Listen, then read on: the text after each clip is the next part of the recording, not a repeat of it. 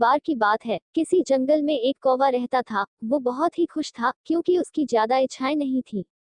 वह अपनी जिंदगी से संतुष्ट था, लेकिन एक बार उसने जंगल में किसी हंस को देख लिया और उसे देखते ही सोचने लगा कि ये प्राणी कितना सुंदर है, ऐसा प्राणी तो मैंने पहले कभी नहीं देखा।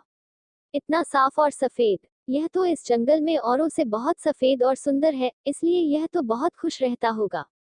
कौवा हंस के पास गया और पूछा, भाई तुम इतने सुंदर हो, इसलिए तुम बहुत खुश होगे। इस पर हंस ने जवाब दिया, हाँ मैं पहले बहुत खुश रहता था, जब तक मैंने तोते को नहीं देखा था।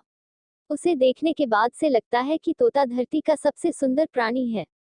हम दोनों के शरीर का तो एक ही रंग है, लेकिन तोते के शरीर पर दो दो रंग है। उसके गले में लाल रंग का घेरा और वो सुर्ख हरे रंग का था। सच में वो बेहद खूबसूरत था। अब कौवे ने सोचा कि हंस तो तोते को सबसे सुंदर बता रहा है, तो फिर उसे देखना होगा। कौवा तोते के पास गया और पूछा, भाई तुम दो दो रंग पाकर बड़े खुश होगे। इस पर तोते ने कहा, हाँ मैं तब तक खुश था जब तक मैंने मोर को नहीं देखा था। मेरे पास तो दो ही रंग हैं, लेकिन मोर के शरीर पर तो कई तरह के रंग हैं। अब कौवे ने सोचा, सबसे ज्यादा खुश कौन है, यह तो मैं पता करके ही रहूंगा। इसलिए अब मोर से मिलना ही पड़ेगा। कौवे ने मोर को जंगल में ढूंढा, लेकिन उसे पूरे जंगल में एक भी मोर नहीं मिला और मोर को ढूंढते ढूंढते वह चिड़ियाघर में पहुंच गया, तो देखा मोर को देखने बहुत से लोग आए हुए हैं और उसके आसपास अच्छी खासी भीड़ है। सब लोगों के जाने के बाद कौवे ने मोर से पूछा, भाई तुम दुनिया के सबसे सुंदर जीव हो और रंग बिरंगे हो, तुम्हारे साथ लोग फोटो खिंचवा रहे थे। तुम्हें तो बहुत अच्छा लगता होगा और तुम तो दुनिया के सबसे खुश जीव होगे। इस पर मोर ने दुखी होते हुए कहा, भाई अगर सुंदर हूं तो भी क्या फर्क पड़ता है।